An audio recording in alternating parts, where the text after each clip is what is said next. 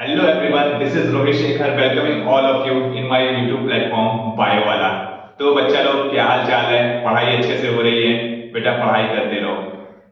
ये जो समय है आपके लिए बहुत ही इम्पोर्टेंट है और अगर आप इस समय अगर पढ़ाई के अलावा कुछ भी दूसरी चीजें कर रहे हो तो तत्काल उसको बंद करके पढ़ाई पे आ जाओ। ठीक है बेटा? तो पढ़ाई करते रहो और पढ़ाई के दरमियान मैं आज आप लोगों को एक टॉपिक एक्सप्लेन करने जा रहा हूं और उसको ध्यान से सुनो। और मैं ये टॉपिक को फ्लो चार्ट जैसा कि मैं कर रहा हूं उसी के माध्यम से एक्सप्लेन कर रहा हूं और ध्यान से सुनो कि ये क्या है। ठीक है? तो सबसे पहले आज का टॉपिक देख लो क्या है।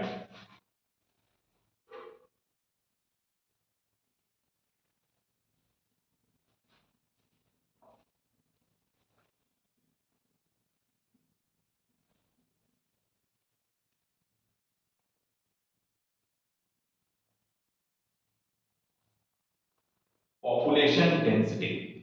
ठीक है? पॉपुलेशन डेंसिटी आज का टॉपिक है। अब आप इसको कैसे कनेक्ट कर रहे पॉपुलेशन जनसंख्या होगी, डेंसिटी। अच्छा, तो क्या ये फिजिक्स का मास अपॉन वॉल्यूम का रेशियो है क्या डेंसिटी? ऐसे आप कनेक्ट करते हो और आगे बढ़ जाते हो। लेकिन बेटा आज आपको समझना है कि बेसिकली हम लोग पॉपुलेशन डेंसिटी का मतलब होता क्या है। ठीक है? ये इकोसिस्टम से रिलेटेड जो इकोलॉजी वाले जो चैप्टर्स हैं उसमें आपको पॉपुलेशन डेंसिटी मिलता है और आप लोग इसको स्किप कर देते हो, लेकिन आज मैं बता देता हूं तो इस अब जो है जब आप पढ़ोगे तो पॉपुलेशन डेंसिटी स्किप नहीं करोगे। आप लोग जानते हो हैबिटेट, हैबिटेट जहां पे ऑर्गेनिज्म रहते हैं। ठीक है?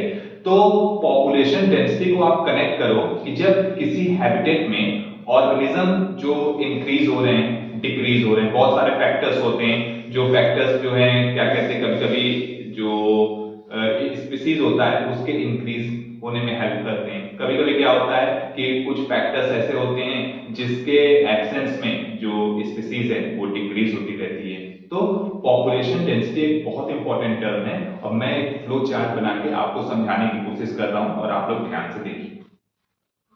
देखिए मैं यहाँ पे एक रेक्टेंगल ड्रॉ कर दे रहा हूं और यहाँ पे टर्म लिख दे रहा हूं पॉपुलेशन डेंसिटी।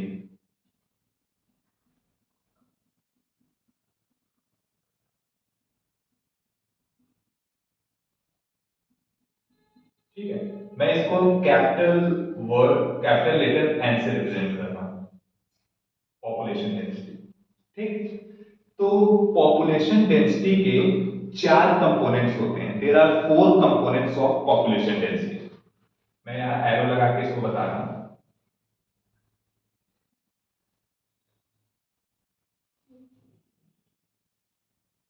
ठीक है? सबसे पहले मैं यहां पे लिखता हूं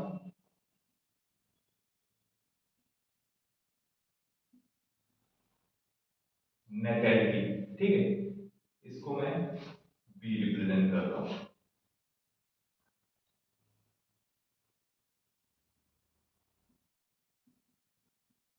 मोर्टेलिटी, इसको मैं डी रिप्रेजेंट कर रहा हूं।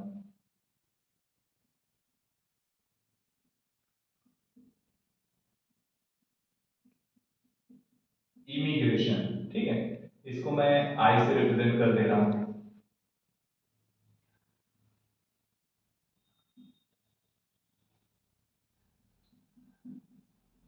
इमिग्रेशन, इसको मैं ई से रिप्रेजेंट कर रहा हूं। ठीक है?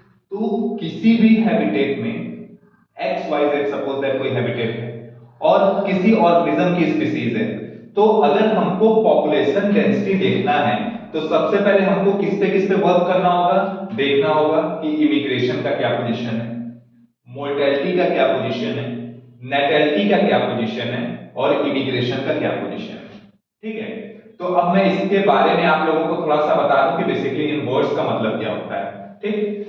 नेटेलिटी को आप कनेक्ट कीजिए B and it is stand for birth rate.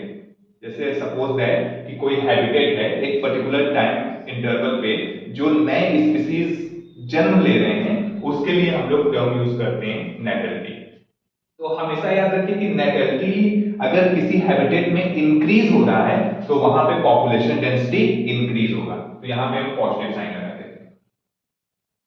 अब इसके जस्ट अपोजिट है मॉर्टेलिटी। ठीक है? इसके नीचे मैं डी लिखा हूं। तो सपोज दैट कि अगर किसी हैबिटेट में मोर्टेलिटी इंक्रीज हो रहा है तो समझ जाइए कि वहां पे स्पीसीज जो है डिक्रीज हो रहा है। और मोर्टेलिटी मतलब क्या होता है, डेथ रेट। किसी स्पीसीज का पर्टिकुलर टाइम पे जो डेथ हो रहे हैं तो उनके लिए हम लोग मोर्टेलिटी वर्ड यूज करते हैं। तो यहाँ पे मैं माइनस का साइन लगा दे रहा हूं। माइनस मतलब क्या हो गया कि ये अगर मोर्टेलिटी इंक्रीज हो रहा है तो पॉपुलेशन डेंसिटी जो है डिक्रीज हो रहा है। ठीक है, अब नेक्स्ट देखिए इमिग्रेशन। ठीक, इमिग्रेशन मतलब आप क्या समझ रहे हो कि जैसे सपोज दैट कि कोई हैबिटेट है, वहां पे एक सुटेबल कंडीशंस मिल रहे हैं लिविंग ऑर्गेनिज्म को सरवाइव करने के लिए, तो कुछ फॉरेन लिविंग ऑर्गेनिज्म, फॉरेन मतलब यहाँ पे कॉन्सेप्ट ये किसी कंट्री से नहीं है। फॉरेन मतलब हो गया कि एक दूसरे हैबिटेट के ऑर्गेनिज्म किसी पर्टिकुलर हैबिटेट में आ रहे हैं, तो उनके लिए यहाँ टर्म यूज कर दिया जा रहा है फॉरेन एनिमल्स या फॉरेन ऑर्गेनिज्म। ठीक है, तो जब कोई फॉरेन ऑर्गेनिज्म किसी हैबिटेट में एंट्री करता है, ठीक है, तो उसके लिए टर्म यूज किया जाता है इमिग्रेशन। और अगर इमिग्रेशन इंक्रीज हो रहा है तो पॉपुलेशन डेंसिटी इंक्रीज होगा, तो इसके लिए भी हम पॉजिटिव साइन लगा देते हैं। ठीक है, नेक्स्ट है इमिग्रेशन। ठीक, इमिग्रेशन को आप इसको कनेक्ट कीजिए एग्जिट से। ठीक, जैसे सपोज दैट कि हम लोग कोई रूम हो गया, कोई प्लेस हो गया, तो वहां से जब जाते हैं तो बोला जाता है ना कि एग्जिट करते हैं। तो यहां पे समझ जाइए कि एक हैबिटेट है और जब ऑर्गेनिज्म यहां से एग्जिट कर रहा है तो इसके लिए टर्म यूज किया जा रहा है इमिग्रेशन। ठीक है, एग्जिट क्यों कर रहा है कि सब आप ये मान सकते हो कि जो लिविंग ऑर्गेनिज्म के सर्वाइवल के लिए जो भी फैक्टर्स रिस्पांसिबल है उस इस हैबिटेट में नहीं मिल रहा है, दैट्स व्हाई वो एग्जिट कर रहा है। तो इमिग्रेशन अगर इंक्रीज हो रहा है तो भी पॉपुलेशन डेंसिटी डिक्रीज होगा। तो यहां पे मैं माइनस का साइन लगा देता हूं। ठीक है, तो पॉजिटिव मतलब समझ रहे हैं, पॉजिटिव मतलब हो गया कि पॉपुलेशन डेंसिटी इंक्रीज हो रहा है, नेगेटिव मतलब पॉपुलेशन डेंसिटी डिक्रीज हो रहा है। ठीक, अब सपोज दैट कि एग्जाम में क्वेश्चंस कैसे पूछ लिए जाते हैं कि